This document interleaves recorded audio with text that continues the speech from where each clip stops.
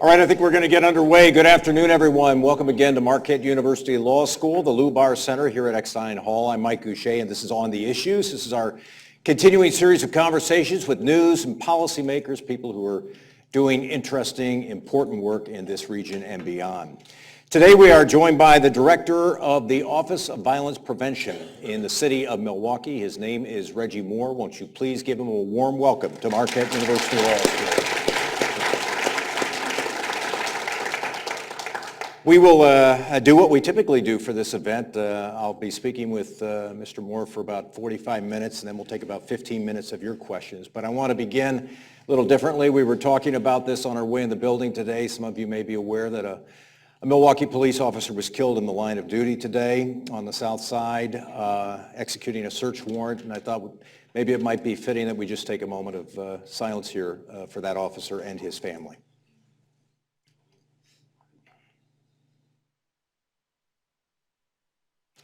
Thank you very much. I want to begin by welcoming you to the law school. And before we get underway and talking about the work in your office and the Blueprint for Peace, which we'll spend quite a bit of time on, I want to give people a sense of who you are. Many people in this room know you. They've worked with you. They know you're a Milwaukee kid. Tell us a little bit about growing up in Milwaukee and how that led to the work you're doing today. Right. So first of all, I want to thank you for having me today, and thank you all for coming out this evening. I would be remiss if I didn't shout out my mother, who's joined us today. We like that. You can't go wrong. And I think it's important to start there because her and my father made a decision to move from the south side of Chicago and Woodlawn to Milwaukee. And those who are familiar with Woodlawn understand its history both with the Black Panther Party, but also with some of the larger street organizations in Chicago in terms of the El Rookets and the Blackstone Rangers. And, you know, I think when you talk about the Great Migration from the South in terms of my grandparents moving up north and my parents deciding to locate to Milwaukee, you know, I was born a cheesehead. I have an older brother who was born in Chicago. And so we settled on 12th and Reservoir near Hillside and Lapham Park, which is now known as Carver Park Apartments. And so that's where I was born and raised. And, you know, went to MPS all of my life. And, you know, in terms of the seeds that were planted and looking at public service, it definitely is something that I get from my family. And so my mother is a woman of faith, and I like to say she prayed with her feet. And so when we talk about what faith means and what it means to believe in things and to believe in the people around you, that is something that she instilled at a very early age. I know you've talked about your own experiences growing up, and I think for those of us who have lived in this community for a long time, sadly, violence has been a part of our lives in some way or another. Right. Was that true for you too? Yeah, absolutely. You know, I've had friends who I've lost to violence, who I've also lost to incarceration. And I remember when we talk about, you know, now we talk a lot about the opioid epidemic, but in the 80s, it was the crack epidemic that hit my neighborhood. And you can see a very stark difference between, you know, what a community looks like and an external element that comes into that community that affects how that community interacts. It breaks down trust. It breaks down how people actually, what they do to survive. And so in my adolescence, you know, half my friends made certain decisions while the other half made others. And so for me, it was getting involved in after school programs. And so that was sort of my entree into youth development work. So I feel like my life has been an intersection of both community organizing and youth development. And so at the age of 16, making that decision to get involved with the Black Achievers Program at the YMCA was a decision that was transformative in my life. And you were involved with a group called the Urban Underground, which was really an important part of Milwaukee. Right, so that's fast forwarding a few years, but in 2000, Charlotte, my wife, and I, we actually have known each other since we were 16. And so that's been a long journey, and in 2000, we were about 23 years old. One of the things that, and we had worked in the Y, and she had worked at the Boys and Girls Club as well. One of the things that we started to see is there was a lot of conversations about young people without young people. And there was no one really engaging young people in community organizing. And Milwaukee has a rich community organizing history when you look at the NAACP Youth Council, the Commandos, et cetera. But in that era, in the 90s, it was really in the early 2000s asking the question, you know, young people are the topic of what's happening with violence in the city and other ills, but they're never in the room as a part of the solution. So Urban Underground was started to basically build leadership skills using a youth organizing approach. And 3 state representatives have come out of that program, in addition to many other young people who are working around the world. So we'll skip forward a few more years. Yeah. And And talk about your tenure with the Office for Violence Prevention. What brought you to that? Why did you want to be a part of that effort? Honestly, I wasn't looking for it. Somebody approached you. Yeah. My predecessor had announced her retirement, and I had got a phone call from a couple of aldermen. And quite frankly, just to be honest, I hadn't heard of the Office of Violence Prevention. It had been around since 2008. A lot of its focus was on domestic violence and sexual assault. And eventually got a call from the mayor's policy person, and we ended up having a conversation. And the first meeting, was kind of thrown out there and informally. And again, I was pretty comfortable doing what I was doing. After giving it deeper thought and talking to folks in the community, it was a lot of encouragement around having someone with sort of a community organizing lens, being in city government, because obviously, working in city government was not on my bucket list as an organizer. And so, I was constantly used to demanding things from the outside, but also understanding that, when you look at the civil rights movement, when you look at struggles throughout history, you have to have a multifaceted approach, whether it's judicial, whether it's political, as well as grassroots organizing. So actually going into public service and saying, how can we ensure that the city is more responsive to the needs, particularly on this issue, is something that I decided to commit to. So describe the mission of the office today. You're talking about violence prevention, but you're talking about it in a different way. You're talking about it as a public health issue. Right. And Milwaukee was actually pretty progressive, even in 2008, in establishing the office and putting it in the health department, because we get asked quite a bit, why is the office in the health department versus the police department or some other public service public safety agency. And the reason for that is the Surgeon General in the early 90s talked about the importance of addressing this not as a criminal justice issue, but a public health crisis. When you look at the impact of gun violence and the fact that it impacts a range of communities, and at the same time, we know that there's a disproportionate impact, particularly in Black and Latino males, when we talk about gun violence. But then also when you look at suicides, that's actually the leading cause of gun violence that we don't talk about enough, in the connection to mental health. And so really looking at the environments and that can also perpetuate or create conditions for violence. So when we think about violence prevention, it's not just stopping the act of a commission of violence against one person and another. It's looking at what are the conditions and everything that should happen or be present to reduce the likelihood of violence before that conflict happens. So when you have even incidents like what happened today, and even, unfortunately, the incident at Frederick Hospital, if you actually look at the lives of the individuals involved and you look back, I believe we would find, systemic failures in the lives of these individuals, whether it's from backgrounds in concentrated poverty, contacts with different systems in our community, that we should be doing more. We shouldn't wait till young people get in trouble to ensure they have access to small class sizes in a juvenile facility. We should be doing that on the front end. We should be investing in after-school programs. We should be investing in ensuring that families have a living wage in the city. Why haven't we done that over the years? You're talking about a proactive approach instead of reacting to things that happen. Why haven't we done that? Quite frankly, even when you look back to the Kerner Commission report that, examined what was happening, particularly in Black communities around the country and the despair related to that, and even with the Blueprint for Peace, the question that comes down to is, it's amazing, it's a beautiful document, you have these, goals and strategies. It always comes down to will. And, power concedes nothing without a demand, and it's up to the community to expect both political, business, and community leaders to embrace the strategies that the community has come up with. So any plan is only as good as it's supported and as it's advocated for. And so I think it's an open question as to where's the will if we know what it takes to have an effective school. Every child in our country is not failing at school. What is it that they have that students or schools that don't do as well don't have? And so if it comes down to a question of investment, if it comes down to a question of policy, we have to demand that those things happen. So help us understand the conditions that would make Milwaukee safer and would make Milwaukee stronger, more resilient. What are we talking about? Right. So in the Blueprint, there's a series of risk factors and resilience factors that the community actually identified. And they had a menu to choose from, and they could also come up with their own. And so the ones that they narrowed down, I'll just highlight a few. There's things in there related to segregation. and racism and how that impacts historically in the city. It's hard to talk about what we should be doing now without understanding how we got here. And it's an uncomfortable conversation, but we have to have an honest conversation about the history of Milwaukee. Systems basically produce the outcomes that they're designed to produce. So if Milwaukee is consistently listed as one of the worst places to raise a black child in the country, we have some deep soul searching to do to understand what have we done and what do we need to undo in order to break this cycle and unfortunately continue to lead the country in some of these horrible indicators. Other things that it talks about, again, is access in terms of living wage, jobs and employment and entrepreneurship.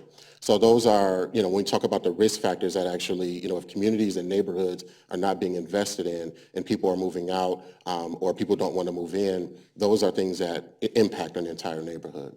So help us look at what's happening in Milwaukee today. And in a couple of minutes, I want to drill down a little bit more on the Blueprint for Peace and how you came about with the suggestions that you came up with and the recommendations that are now being implemented. But I want to get a sense before we do that of just exactly how you view the situation in Milwaukee today. How do you think this community is faring at this moment in its history? I think it's sort of a tale of two cities. I think on one end, we have a lot of momentum in the sense that when you look at even the number of homicides over the past 3 years since the Office of Violence Prevention, and I think building a movement and momentum around violence prevention where people are starting to ask hard questions around what do we need to do not only for Milwaukee to be a safer city, but actually be a thriving city. And I think the strategies in the Blueprint are very clear, basically things that people are calling for in terms of that we should be investing in. And so that the momentum is a positive force. Even over the past 3 years, we've had changes in leadership in the health department, in the police department, and also in the MPS leadership. And so I think, and again, there may be changes in 2020, but I think as a community, if we look at what is the type of leadership that we need to see in the city, what does it mean for Milwaukee to be a thriving city, I think there's an opportunity there. On the flip side, I think one of the hardest parts of this work is getting the community to believe that violence is preventable. And to your earlier question, I think... Why is that hard to get the community to believe that? Because, one, when you turn on the news every night, you hear about, a series of homicides, and the news is perpetually negative. When the community every day is doing positive things, more people are not getting killed than are dying in our city, but we don't hear that on the news, or we don't hear it enough. And so it shouldn't be sort of a feature feel-good segment. That should be 70% of the news every night in terms of what is positive happening in our city. And unfortunately, that doesn't get enough attention. And so that breeds a level of hopelessness. And young people walking out of their house to school every day, if they hear shootings at night, if they have friends who they've lost to violence, you can grow up believing in the city that, life is hopeless, or I don't see a life for myself at age 25 in the city. And so shifting that and saying violence is preventable, but we also have to work towards it both in our families and our neighborhoods, but we also have to work towards it on a citywide level. So you put together a group of folks from the community to sit down and come up with goals and strategies. How long did that process take? And what's your reaction to what you've seen so far as it's being implemented? Right, and if I can take a step back, in accepting the appointment, that was sort of the first thing that we discussed. Because in 2015, there was a significant spike in homicides and non-fatal shootings in comparison to the basically 10 years prior to that. In that year, we had 146 homicides and 633 non-fatal shootings. And the question, and Milwaukee wasn't unique in that, it actually happened in similar sized cities. And the question the community rightfully asked, what are we going to do about it? It's hard to answer that question without a plan. And so the mayor and I agreed that, if we come up with a plan, it has to be a community plan. It shouldn't be just the mayor's plan or the common council's plan or OVP's plan. And so it really was a commitment to engaging the community and centering the community in this process. Talk a little bit about the goals and the strategies. Right. So there's 6 goals and 30 strategies in the Blueprint that range. The first goal is stop the violence, stop the shooting. The second goal focuses on healing and restorative justice. Goal 3 focuses on strengthening children, youth, and families. Goal 4 focuses on economic development. Goal 5 focuses on strengthening neighborhoods. And Goal 6 focuses on improving the coordination of violence prevention efforts in the city.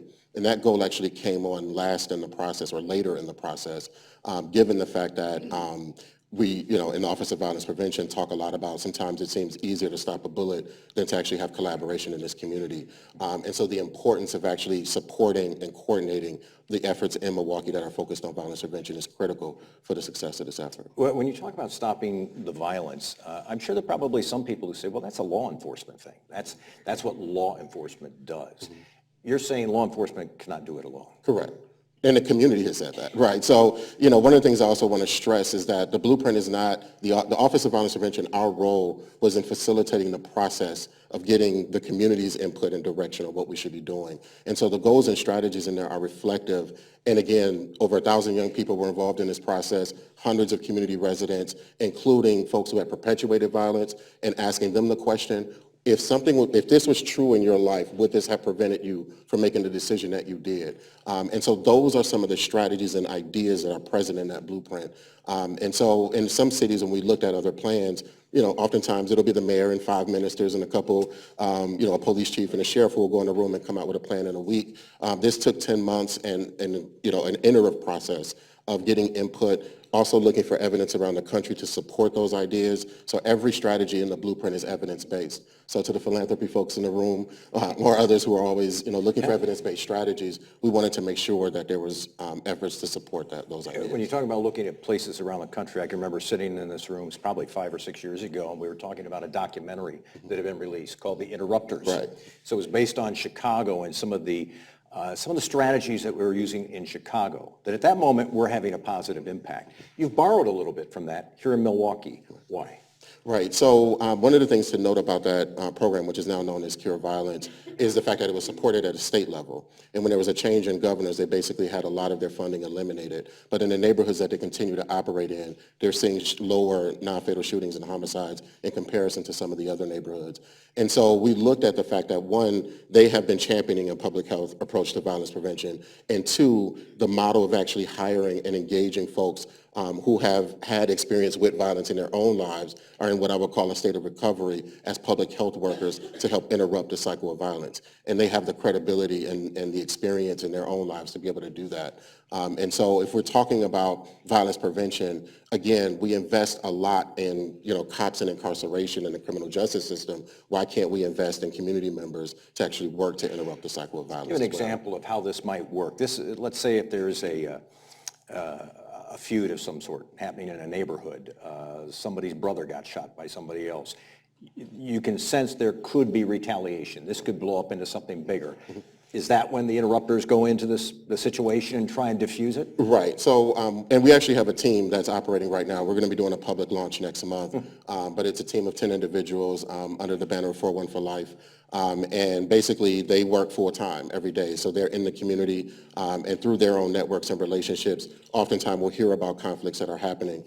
In the past 2 months alone, because they started in November, they've interrupted 20 incidents of potentially retaliatory violence in the city. And so when you think about the cost of one gunshot wound in the city, or a family that has to bury a loved one, is stopping one homicide or stopping one shooting is extremely powerful. Something we've talked about a fair amount in this room over the years is the role of nonprofits. And I want to get your take on this. As we try to build stronger neighborhoods, as we try to reduce violence in neighborhoods, how important are nonprofits in that strategy? Strong, functioning nonprofits. Right, and you had Patrick Sharkey here who wrote the book Uneasy Peace, and I highly encourage you to read it if you haven't.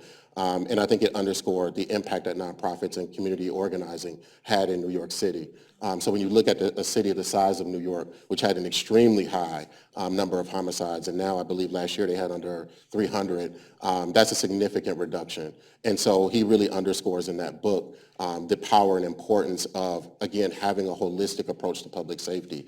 I think when we have, or even whether it's real or perceived, crisis in public safety in any community, oftentimes the political call is we need to hire 300 more police officers. And even police chiefs around the country will say a lot of the issues that they're encountering are issues in terms of mental health, social service, and basically things that their officers are not equipped to deal with, nor should they be. And so, I mean, in terms of dealing with mental health, absolutely. Right. But I mean, in terms of if we have nonprofits who can work with young people on an early end and help develop the skills and capacities to not choose violence when they engage in a conflict, we will see a greater return on investment versus waiting for them to get in trouble and guaranteeing them a jail cell later in life. What has been the response of Milwaukee Police to this initiative? Because it is a different way of approaching a ongoing problem in this community. Right. I think in the new administration under Chief Morales, he definitely embraces a more collective approach. And so in terms of data sharing, in terms of collaboration and working with the homicide division of the police department and understanding where shootings and homicides are happening, where they're concentrated, what are some of the things that are driving that, has been really helpful to us in terms of understanding the public health approach that needs to be taken. Because when you look at it, or you look at violence as any sort of communicable disease and how it's transmitted, who is it being transmitted through, and what are some of the factors that are driving that, that allows us in terms of investing in nonprofits or investing in interventions to get ahead of it. I want to ask you about, I think, what are probably some of the biggest challenges our community faces. So when you talk about segregation, or you talk about poverty, or some of these issues that have vexed this community for generations, talking about changing people's attitudes, how do you do that with a program, a public safety program? Right. So in terms of the strategies in the blueprint, I think that's intentionally why they span, again, economic development, youth development, and interventions that can stop, in terms of the interruption of violence, is really looking at investing in neighborhoods, investing in, people having access to housing, understanding that these issues are connected. So we shouldn't be having conversations about improving or, increasing quality schools. That is violence prevention. Young people having access to quality education, young people having access to summer youth employment. And that's been a lot of the work over this past year, is getting people to understand and see their work as violence prevention, because oftentimes they'll see their work just as economic development, or just as housing, or just education. All of those things are forms of violence prevention when we talk about it from a public health perspective. This sort of leads to what I think is the other probably biggest challenge that you face and others who are tackling this issue face, and that is trauma, which we hear a lot about in Milwaukee right now, about the impact of trauma on kids, how kids carry that through their entire adult life if they're not helped or treated. How big a problem is that for Milwaukee in terms of violence prevention? Can we truly reduce violence unless we tackle the issue of trauma? I think it goes hand in hand. I think, violence, one, produces trauma, but is also perpetuated by trauma. Meaning when we look at young people who have witnessed violence, research and data sort of suggests that young people who are exposed to violence are more likely to either be victimized or perpetuated later in life. So that's why, through our trauma response initiative, in partnership with the county, we ensure that young people who have been exposed to violence have access to counseling and support within 48 hours of that incident if the family wants to receive it. And again, I think it's another conversation that has been siloed, and I think that's part of the importance of SWIM in terms of bringing different groups and different sectors together to look at, what is producing trauma and what are the things that we need to do to stop it. One of the things that I think about, we talk about trauma-informed care and the importance of asking what happened to you instead of what's wrong with you, but we also have to go farther and say, well, who's doing it and who is it happening to? And if there's a historical element to that, how do we interrupt and break that cycle? And I think that that's critically important.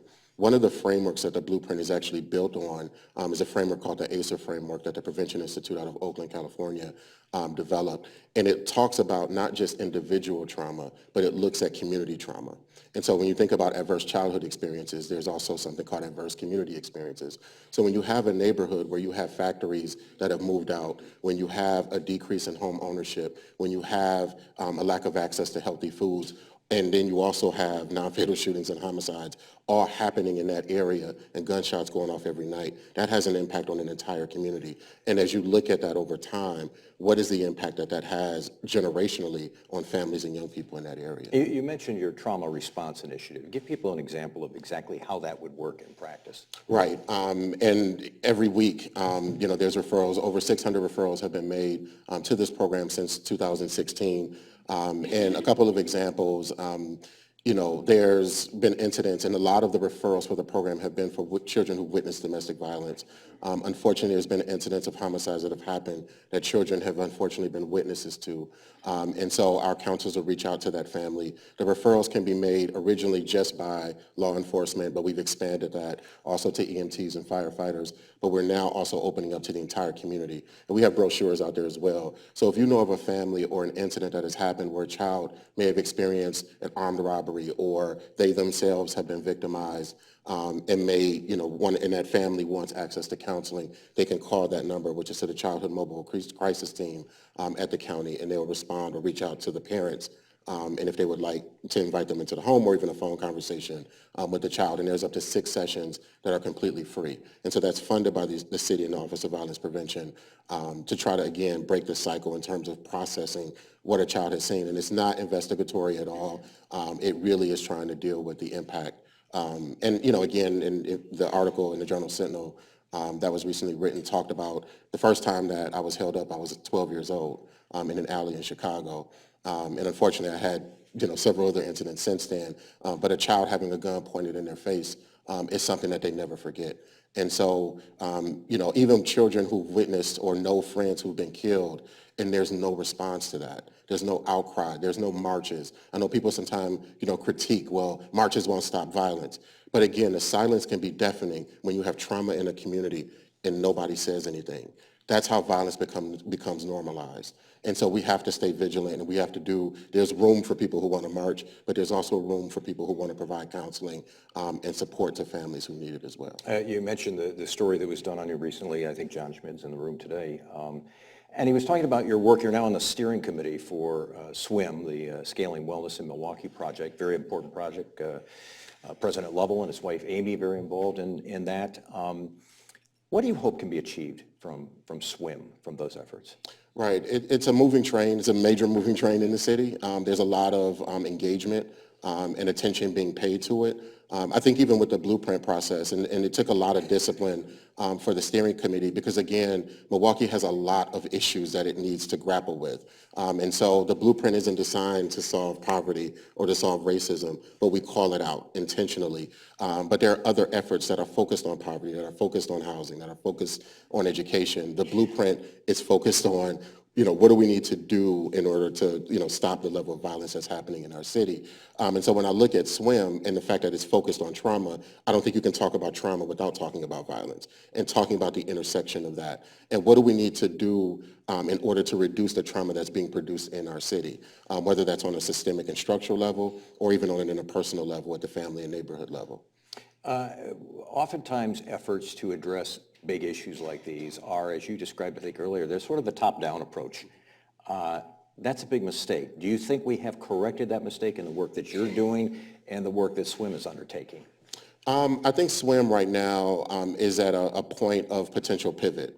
I think with the number of folks involved in some of the recent meetings that I've been a part of, questions around historical racism have come up in those conversations and really dealing with some of the systemic and structural factors that produce trauma in our city. And so again, I think any initiative is as good as the momentum that's behind it. And we have to be present. We have to show up and we have to hold initiatives accountable for what they produce and the direction that they go in. And so joining the steering committee, I hope to bring, number one, sort of a marriage between, in terms of what the blueprint is calling for in terms of the reduction of trauma, but then two, the momentum behind SWIM, how can we marry that in a way to really deal with the root causes of trauma in our city? I want to spend a couple of moments on the role of philanthropy in addressing some of these issues. What should be the role of philanthropy? I think the role of philanthropy is twofold. I think one, given the level of resources, really being responsive and listening and hearing from the community in terms of the things that should be invested in. When you talk about, versus a grassroots and top-down approach, oftentimes the boards of foundations often represent some of the major corporations in the city. One of the things that I've seen in terms of philanthropy around the country is when they use both their board power, but then also their philanthropic power as advocates. So if they see disparities or recognize, a reduction, for example, in youth development programs in a priority neighborhood, what is their role to actually organize and advocate to elected officials and advocate to the business community to say, we should be investing in these neighborhoods? There's a book called The Revolution Will Not Be Funded. And I think for me, reading that early on in my sort of nonprofit career was really transformational. And it's a book that was written by women from Incite, Women of Color Against Violence, out of New York.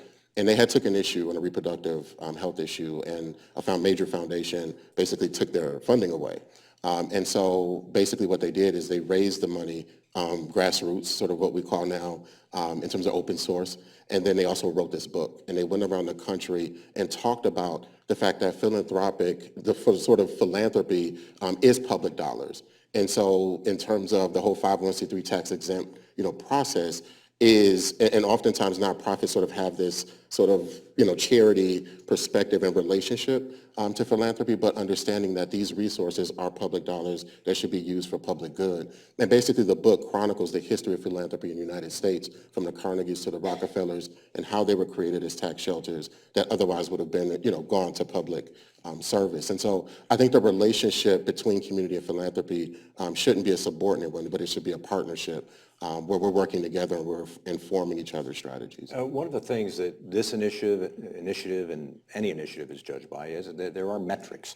People want to know, is this working? Now we know, since you've taken over, people who follow the news here know homicides are down, shootings are down in Milwaukee over the last 3 years. They're going down. Can we attribute that to the Blueprint for Peace, for work that's been done over the last year or so? I know it hasn't been in effect for the entire time, but how do we know it's working for sure? Right. So our role as Office of Violence Prevention is to track how the strategies are being implemented and by whom. And that's something that we can't do alone. So we partner, for example, with philanthropy, who, again, organizations are applying constantly for resources. Sometimes they're funded, sometimes they're not. But what we're asking is for philanthropy to ask in their RFP process, what strategies in the Blueprint is your proposal looking to address, and what neighborhoods align with the Blueprint for Peace? That's one way we're looking to track, because some of the strategies in the Blueprint are new and are not being implemented. Many of the strategies in the Blueprint are being implemented by some entity or organizations in the city. The question is it being implemented in the places that have concentrated levels of violence, and are they having the impact that they're intended to have? And we're not looking strictly to just evaluate the effectiveness of those organizations and programs. It's also about what kind of capacity building support do they also need? Because you could have a good program, but if it doesn't have the back office or back end support that it needs, it may not be sustainable or scalable. And so again, that's the role of Office of Violence Prevention, is to track that and to also support it. I want to spend a couple minutes on what happened in Sherman Park, I guess now 2.5 years ago almost. It's hard to believe.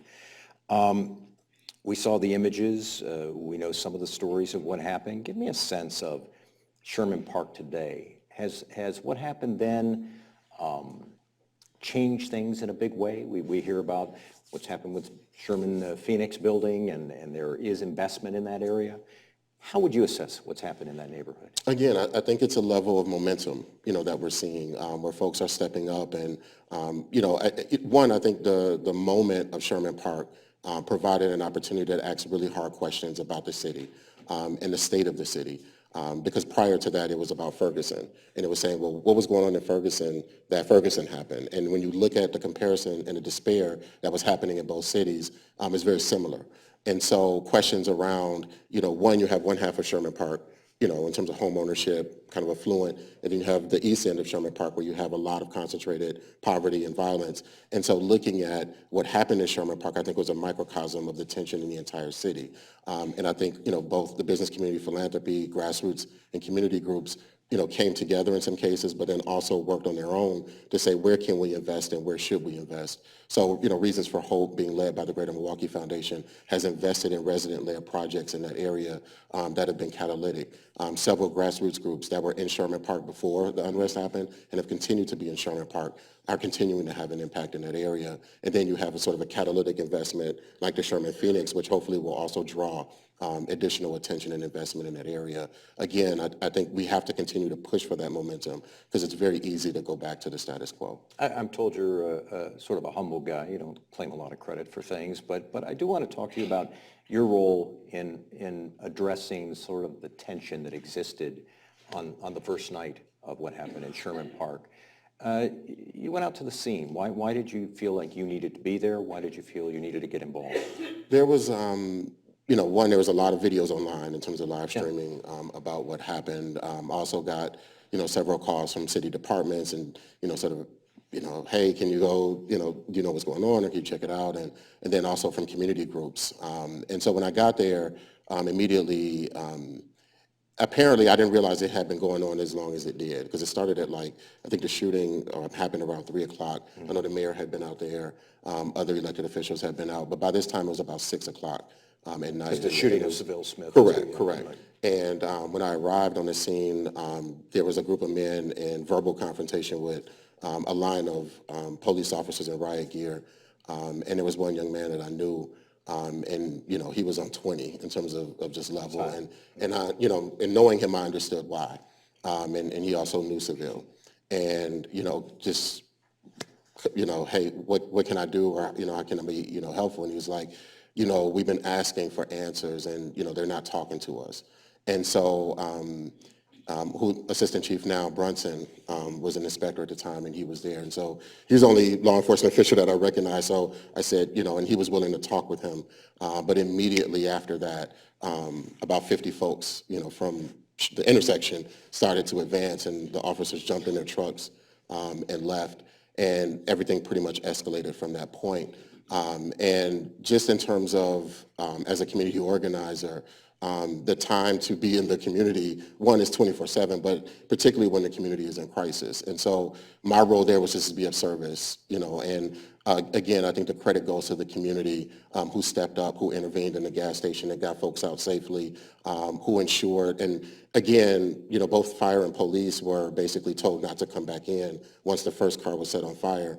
So it literally was community residents and activists who were directing traffic, who were ensuring that no one else got hurt. I know that there were several injuries and things that occurred that night, but again, it could have been a lot worse. And I've been to Ferguson and was out there during that period of time as well. So I understand how worse things can get. We were fortunate that it lasted a very short period of time compared to, for example, Ferguson. Correct. And so, I completely understood, why the rage and the outrage to what happened. And, you also have Mike Brown, and it was free, and Tamir Rice, and, it was a cumulative response to, I think, an unanswered question of police accountability that I think led to that outrage. But in terms of how you respond to that, is another question in terms of, and this goes all the way back to the Watts riots, and in terms of what do you do in terms of your own community and neighborhood. But at the same time, the people seem to be more angry about the riot than the things that cause it. The same way when we look at Colin Kaepernick, people seem to be more outraged at him kneeling than why he's kneeling. And we need to be outraged at the cause as much as the damage that may be caused. So we have a new police chief. We have a newish blueprint for peace, a new strategy or strategies to address this. But we still have some of the same issues in our community. How fragile are neighborhoods like Sherman Park and other parts of our city? I think there's been progress, but we have a long way to go. Again, I think both leadership, both at the local, county, and state level, as well as community leaders, have to remain committed, have to remain vigilant. But again, I think that momentum and that push has to be consistent from the residents to demand and that they are accountable. But number two, looking at, even when you look at the cold, vortex that just happened, you had residents looking out and taking care of each other. And I think that is the most important impact that we can have as well, is not waiting necessarily strictly for elected officials to fix our communities, but also what can we do to look out for each other. One of the things that when I talk about violence just on an interpersonal level is you're not going to have an OVP director on every corner, a cop on every corner, or even a community organizer on every corner, and that the solution in terms of interpersonal violence has to be in our homes, in our social relationships, among our friends, because conflicts brew online, they brew in real life, and oftentimes people will know that a situation is getting out of hand and won't intervene to de-escalate. And so the more that we can get people, and that's why last summer when we saw the spike in August, we brought the community together, did conflict mediation training and outreach, because we want the people to be the solution to peace, the frontline solution to peace in this city. I got to ask you this. I've noticed cities like Madison are adopting strategies very similar to this one. What's your response to that? That has to make you feel good, certainly in some respects. Right. I think we should feel good as a city. We talk about, wanting Milwaukee to sort of be a leader nationally. So a couple of things. I think on the blueprint, element. So they are looking, one, they've started an Office of Violence Prevention in the Madison-Dane County Health Department, and they are using the Blueprint. Both they've been using it to raise resources for some of their strategies in Madison, but then also wanting to engage in a process to develop their own. Oakland has taken the bold move of actually creating a Department of Violence Prevention that's equal to the Health Department, the Police Department, libraries. Minnesota is also just established an Office of Violence Prevention. So I think people are paying attention. And when the Blueprint was released, it got a lot of national attention. And so I think the movement around a public health approach to this issue was critical. So a final question, we'll take some questions from the audience. Does your department, does your office have the resources necessary to execute this blueprint in the way you would like to? The short answer is no. And I don't. If you had said yes, I would have been really. And I want to shout out the health commissioner who's here as well. And so really, and folks who know, the health department's been in turmoil, and so it's great to have new innovative leadership and a champion for violence prevention. I think the mayor's a champion for violence prevention. But again, and it's not about resources to the Office of Violence Prevention. It's really about resources to the strategies in the blueprint. And that's going to take investment from philanthropy, the business community, even residents, crowdsourcing, funding for a lot of the strategies in here. But again, and we get asked this a lot in terms of what does the blueprint cost? And the short answer to that is, what are we willing to invest in it? If we know that one gunshot, basically an inpatient gunshot wound, is $65,000 just for the hospital costs. That's not lost time, lost wages, because in some cities they look at it as $1 million in terms of a gunshot wound. So if we're willing to pay that to treat someone who's been injured, why can't we invest that money on the front end? If we're willing to pay $100,000 to lock a young person up in Lincoln Hills, why can't we invest $100,000 to ensure that a young person has access to an after-school program? Those are the things, the hard questions that we have to ask, and the level of accountability that we have to pursue. And innovation is key. Always have to be innovating? Absolutely. Yeah. Absolutely. Let's take a couple questions from the audience. If you're in the seating bowl here, press down on that little black device in front of you. Keep your finger down on it. We'll be able to hear your question. If you're seated in the back, raise your hand. Ryan has a microphone. He'll hold the microphone for you, and you can ask your question. So if anybody has a question, please raise your hand, and we'll get underway. All right, we have one question right now. I'm sure we'll have more. Go ahead, press down. Thank you. You've mentioned several times that support is important for doing the work that you're doing. So I'm wondering what kind of support you're feeling you're getting. You mentioned resources, but there's other kinds of support too. And where's that support coming from? And then also, what's been the relationship with county? Good question. So the biggest support I think the Blueprint is getting is from the community itself. When you look at social media, when you look at even folks speaking out in the community, there's a greater demand looking at prevention and when questions around public safety, saying, what are we investing in and what is the return on investment that we're getting? And so, you even have elected officials who are talking more about violence prevention as a solution because again, and even the mayor says this, that right now, the police budget is over $300 million, which exceeds the entire tax levy from the city. It's not a sustainable strategy. So we have to be more holistic and comprehensive in our approach to public safety. And so the type of support I would say that we need, one, for people to read the Blueprint. That's actually been the labor of love that we've been engaging in terms of doing community briefings in neighborhoods. And again, the residents get it. And they can, tell you right away, these are the things that I see in my neighborhood. These are the things that are missing. These are the things that I think the young people on my block need. These are the things that we've been advocating for that people haven't heard. Now they have a vocabulary and a tool to be able to use to say, look, we don't have to come up with a new plan or something from scratch. So we say if an elected official knocks on your door and asks for your vote, the first question should be, have you read the Blueprint? And if you've read it, what is your support going to be behind it? And so again, I think we have to demand that support, but that's the type of support that we need. Let me go up here. There's a question back here. Yes. Oh, I'm sorry. Yes, sorry, good question, 414life.com. And then the other part of your question is the relationship with the county, particularly with the Behavioral Health Division, Parks and Transit is where I think our greatest intersections are. And I'll shout out David Mohammed, who's here, who's a part of basically the whole DHS division or deputy within that division of the county. The entire county board, including the county executive, has endorsed the Blueprint as its violence prevention plan. So, basically it's not just a city plan, it's now also a county plan. So. Where can we find it? Yes, 414life.com. 414life.com. All right, we'll go back up here. Yeah. Good evening, Mike and Reggie, and thank you for talking about this important issue. My name is Eugene, and I'm the FSET coordinator, one of the case managers at Project Return. If you don't know, Project Return has been around for nearly 38 years. It's a nonprofit organization, and we deal with a lot of the demographics on the back end. These are men and women who have been incarcerated, and of course you know that in working with these individuals, we can help them to prevent recidivism, which can, be a part of the blueprint. How can agencies like Project Return assist in this blueprint? Right, I think twofold. One, being an advocate, for the blueprint. That's one of the conversations that's come up quite a bit in terms of what is the conversation around reentry. We see a couple of intersections with reentry and just the whole criminal justice apparatus.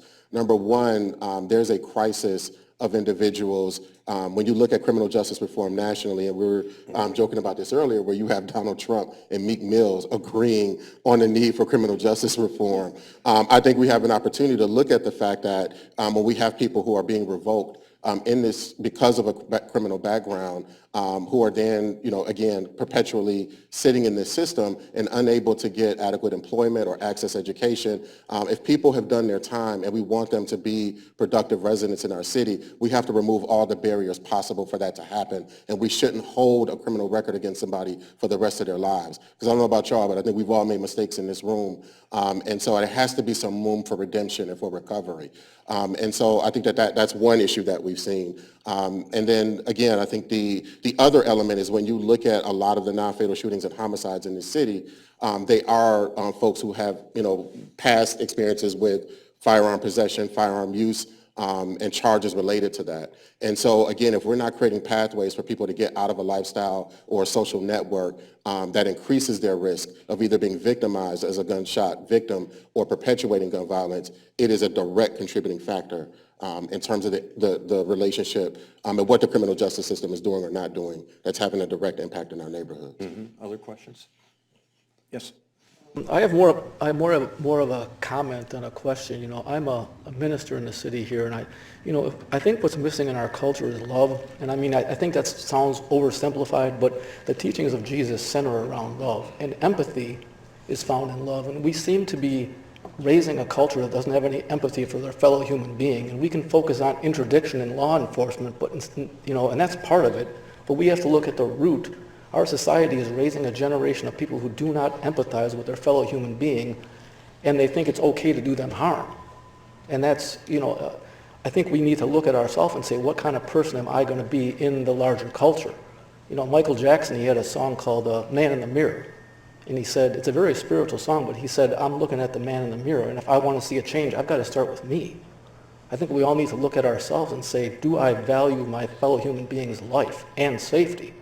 And why are we so, in our culture, we've raised a generation of young people who don't empathize with their fellow human being, and they don't value life.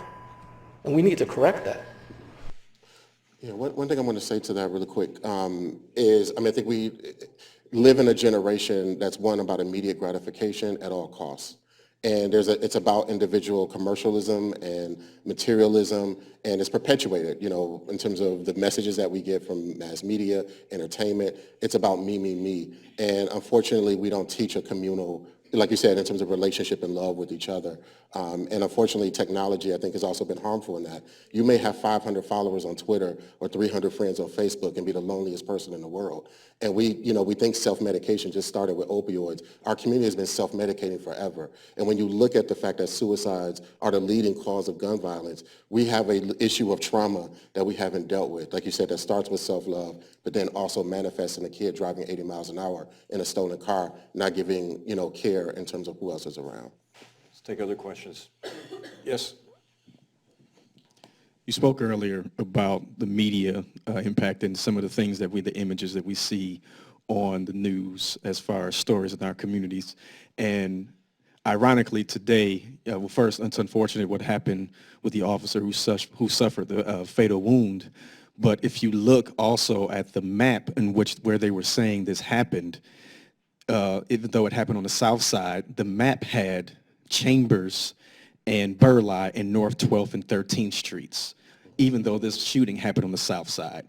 So that then just leads to the justification of actions based on the narrative that's created that all of the violence happens within our communities. So my question to you is, what has been the charge to media to get them to be more responsive, responsible, and active in ensuring that those messages, by using everything through the blueprint with the risk and resilient factors and the goals and objectives, what has been the challenge to the media to ensure that they have a willing, or they've been a willing participant in helping to change the narrative in order to justify improving the violence prevention efforts through the city?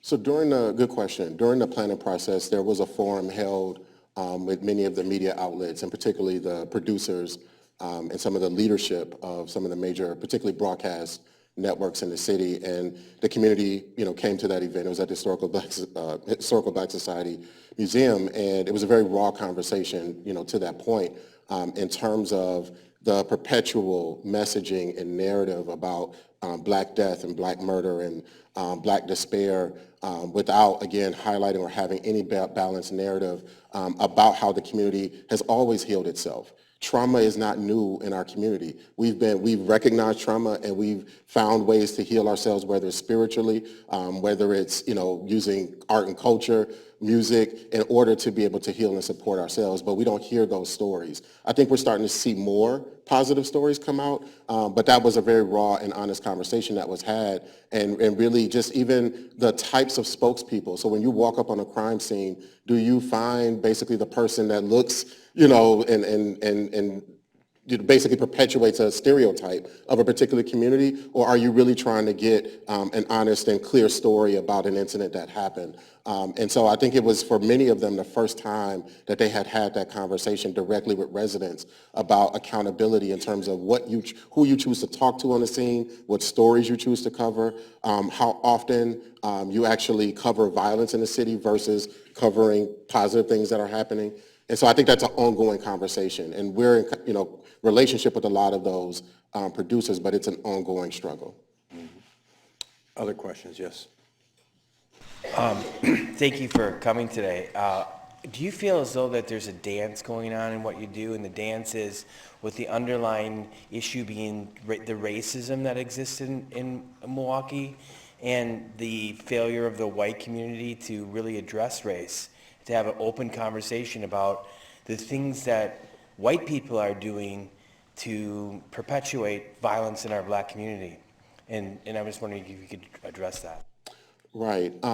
So one of the things that I think it's easy, for white folks to, in a Black church or in a Black community organization, to say, I hate racism and I detest racism and we need to end racism. We need that done in white churches and white businesses and communities in terms of talking to each other and interrupting the cycle of racism and bigotry at the dinner table, in the company, on the golf course, wherever it's occurring. And I think that that's not happening enough. And I think when you see, for example, with the recent incident with the governor, and basically just a complete not understanding the impact of what he did. And I'm not making, in terms of what should happen or what he should do. I'm just speaking of the fact that wearing blackface, whether you're dressed as Michael Jackson or anything else, is a problem. And the history of that, and the fact that there just seemed to be no recognition, again, is a fault of this country not being honest in its education system, of talking about the history and the legacy of slavery in this country, and that even beyond slavery, when you look at Jim Crow and to today, how racism has continued to manifest and be perpetuated. And so I think it has done a disservice. I mean, racism is not just an affliction in terms of against people of color. White folks suffer in terms of racism as well. So it's a cycle that has to be addressed and broken. But again, I think more honest and raw conversations among, I would say, conscious white folks having with each other is critical. Other questions? Yes. Hi, I'm wondering if you would support, in addition possibly to the high school curriculum, everybody faces a magic day when they become 18 and all of a sudden they're an adult and they're subject to a whole different set of laws and circumstances and whatever. And it seems to me that there should be powers of attorney on file for both medical and legal for all these teenagers, because you never know when you're going to need it. You're laughing, Reggie. So using that as a case in point, if this was a letter went home to every home, whether they have guardians or biological parents, saying that we recommend this, and then in school, have the children know how important it is and what they're going to face one single day in their life. And how often does that day really go bad? And I laugh because I have teenagers who are also here as well. And I think we don't prepare our children for life. We prepare them to pass tests. We prepare them to get, answer the right question on a piece of paper. But in terms of financial literacy, in terms of civic engagement, empathy, social emotional learning, those are the things that we should be, and again, like you said, understanding that, one mistake, and we understand in terms particularly of young people of color, the margin of error is zero. There seems to be redemption and, services, for some kids and not for others. And so I think that, to your point, those types of skills being taught in school, I think, are important in terms of preparing young people for life.